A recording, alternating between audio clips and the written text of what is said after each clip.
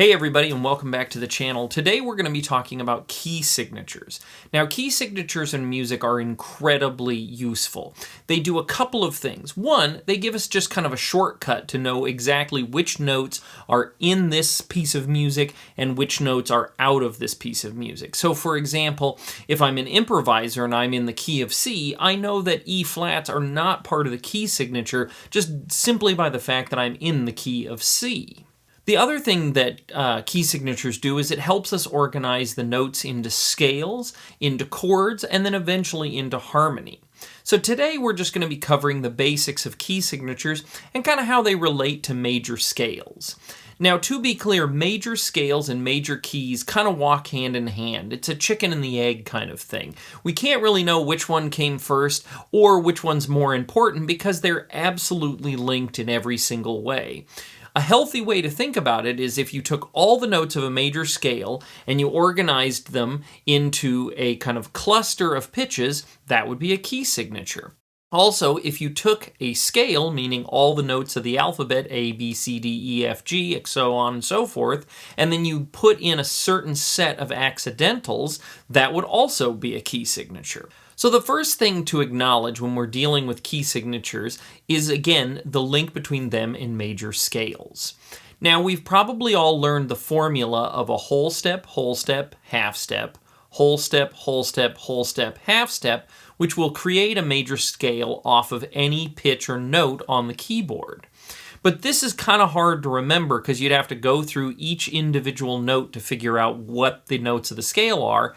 And in addition to that, if you got any one of them wrong, it would mean every note after that would also be wrong. So one way to kind of alleviate this is to organize them into keys. In modern music, we have essentially 12 key signatures. And basically what it means is each note of the scale could either be a natural, a sharp, or a flat. So that means you have 7 different key signatures with sharps, 7 different key signatures with flats, and a few of them that kind of interchange with each other. So for example, people don't generally write in the concert key of C sharp, but they will write in the concert key of D flat. So the first thing I'd like to do is show you one of the handiest things in music, which is the circle of fifths, or more accurately, the circle of fourths chart. Now this chart, to a lot of us, was just taught to us to show us what the key signatures are and the orders of the sharps and flats, which is very important. But later on, we're going to be talking about how this actually also indicates the order of chords in a functional chord progression, which is super handy as well. So as we look at this graph here, you'll see that we have anywhere from no sharps and no flats to 6 or 7 sharps or flats, depending on which key signature we're looking at. Now again, remember, where you see the D flat major, you could also have C sharp major, which would be 7 sharps. Again, they're totally equivalent, and so most people would recommend not writing in C sharp major because it has 7 sharps versus the 5 flats in D flat major, as well as this key of C flat major, which would have 7 flats. I'd much rather see B major, which would be 5 sharps. You can see that when we go counterclockwise, we are adding flats to our key signature or taking away sharps. When we go clockwise, we are adding sharps or taking away flats. But when it comes to using this graph for simply key signatures, it's just handy to recognize that if we can kind of remember this order or use the chart, then we can quickly figure out how many sharps or flats are in any key signature. You'll see that the names of the notes correspond on the bottom there to these little rhymes that tell us the order. And this is just a mnemonic device to remember the order of sharps and flats. The rhyme goes, Father Charles goes down and ends battle, which would be the order of sharps. And you can see that that is mirrored on our circle chart, as you'll see the accidentals adding to the key signature. And then we have the reverse of that, battle ends and down goes Charles's father. Now again, one of the things that's really cool about the order of sharps and flats is that they're reverses of each other. And this is one of the elements in music that we call cyclical, meaning it's a cycle. It just keeps going back and forth, around and around, which actually makes it a whole lot easier to remember rather than having it go off infinitely in one direction. You can also see that when you look at the key signatures printed on this sheet, that they come in a very specific order, and this order cannot be broken. You cannot put the accidentals in any different order, and you have to write them where you see them here on this graph. So the B flat comes first, followed by the E flat, and so on, and then you'll see the spacings there. So on this sheet of music here, if we change the key signatures, you're going to see that the order is very uniform, and it's the same order in both treble clef and in bass clef. So let's go ahead and set this to the key of F, which would be 1 flat. So we can see that the flat is drawn in the middle of the stave where the B flat is for treble clef, and then on that second to lowest line for the bass clef. Now, this is where B flats are always going to be in the key signature, whether it's major or minor. So this is a forever, never changing thing. So let's go ahead and add another flat. Here in the key of concert B flat, we have the E flat above the B flat, and then we have the middle of the space in bass clef, but again, it is above the B flat. The third flat, which is here in the key of concert E flat, that means we're going to go back down. So we went up to the second flat and then down to the third flat. And again, that's mirrored in the bass clef. The fourth flat goes back up again. The fifth flat goes down. And you can see a pattern brewing here, right? We go up, then down, up, then down. And guess what? The next one is going to be up again. So the C flat is going to be above the G flat. And then finally, we would have all 7 flats. So you can see that one of the edicts we have in a key signature is that they're all organized relatively into the center of our musical stave, and there's a pattern for flats. We start with the B flat, then we go up, down, up, down, up, down. So it's a really uniform and easy to use system. And again, there is no exceptions to this in any way, shape, or form. If you ever do see an exception, then somebody's made a typo. So for sharps, it is a similar system, but it has kind of more of 2 V shapes. So let's look at that. So first we're going to add the first sharp, which would be the key of G. Now in the key of G, we have 1 sharp, which is F sharp.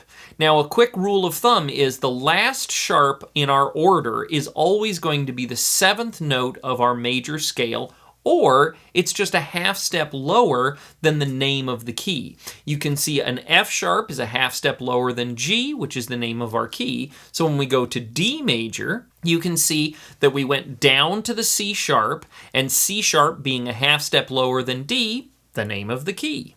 A major is the 3rd sharp, and you can see that goes up. So we had the F sharp to begin, and we went down to C and up to G. And when we go to D sharp, which is the next sharp in the order, we're going to go back down again. Now from here, you might think it would be the same kind of pattern as it was in flats, where it went up and down and up and down. But in actuality, we're actually going to go down again. And the reason that we went down again for this A sharp, which puts us in the key of B major, 5 sharps, is that we are now creating a second little V. So the first 3 sharps was down, up, that V shape, and then we have a second V, which is going to go down and then back up again to our E sharp for our key of F sharp major. From here, we're going to go ahead and we're going to put our last sharp right in the middle because it's going to be a B sharp for C sharp major. Now, just like in the flats, we want to make sure that all the accidentals exist as centralized in the middle of the staff as possible. But as you can see here, with all 7 sharps, it is sort of a cascading pattern, and basically the reason that some of them went down instead of up is we wanted to prevent a note from being outside of the staff. Now, I did teach you the formula for figuring out the name of any sharp key. Remember, it's the last sharp in the order up a half step. So if we were to change our key back to concert E, for example, you'll see the fourth sharp or the last sharp is a D sharp. And then when we take that note up a half step or one key to the right on the piano, it creates an E natural. So let me put those notes in there so you can visualize that. So if I put in a D sharp here, which is the last sharp in the order, and then an E natural, if I highlight these two on my digital piano, you'll see that they're right next to each other on the keyboard, and it's one key to the right, which would be up a half step. And this is true in any key signature. So let's say, for example, I wanted to do this in the key of A, which is 3 sharps. So we can see here that in 3 sharps, the G sharp is the last sharp in the order, and it again is a half step lower than the name, which is A.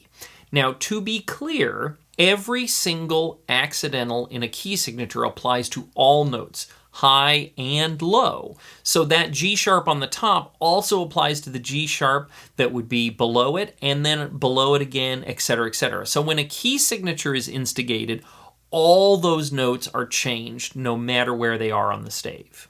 In flat key signatures, it's actually a little bit easier to figure out the name of the key.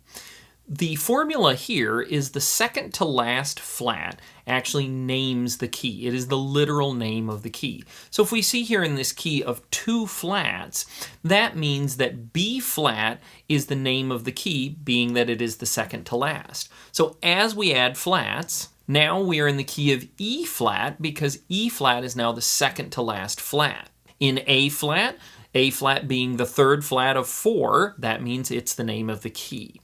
This does lead us to 2 exceptions that really you just have to memorize because it's far easier. The first one is the key of C major. C major has no sharps and no flats. It's all the white keys on the piano, so there's really no formula to remember the key signature. So that means in the key of C major, no sharps, no flats. The other one, because it's a little complex, is the key of F. F has 1 flat, which is a B flat. And because there's not 2 flats, there's not really a second to last flat, so it's just far easier to go ahead and memorize it as being 1 flat. Now, as I stated before, when we put in a key signature, it applies to every single note, no matter high or low it is on our system, and it also gives us a really great workaround for putting in major scales. So if I was to go back here to this first measure, I happen to be in the key of A flat major because there's 4 flats. Once I have my key signature in, all I would need to do is add the notes of the alphabet one at a time, and I will get a major scale. So if I go ahead and notate this major scale, I would start with an A flat, and then I'd have a B of some kind, which in this case is a B flat, C, D flat, E flat, F, G, and finally A flat again. Now if we were to look at these intervals, A flat to B flat, that's 2 keys apart, so that means it's a whole step. B flat to C, that's a whole step again. C to D flat, there's our half step. D flat to E flat, whole step. E flat to F, whole step again. F to G, whole step. And then finally G to A flat, there's our final half step. So you can see that the key signature gives us the ability to make that major scale formula, and it does all the work for us. So all we need to do is notate the key and then write out the alphabet, and voila, we have our scale. So we can see here in the key of D major, the formula works the same. As we go through the scale, highlighted down here on my little digital keyboard, you can see that the formula is the same: whole step, half step, whole step, whole step, whole step, half step. We can see that it is the naming convention. It's a D because it starts with that C sharp, and it works like a charm. The great thing about major key signatures are there are absolutely no exceptions to them whatsoever. So feel confident that once you get it right, that you'll have it down. My best advice to you is remember that order of sharps and flats because it's the order that we notate them, it's the order that they come, and once you memorize the order, it's pretty quick and easy to get yourself from one key to the next, especially when we start talking about things like chord progressions. Many of you are wondering about minor key signatures, which I'll cover in another video, but to be clear, they're also based on these major key signatures, so knowing your major keys gives you a whole lot of access to great musical content. Thanks so much for watching, and I'll catch you next time.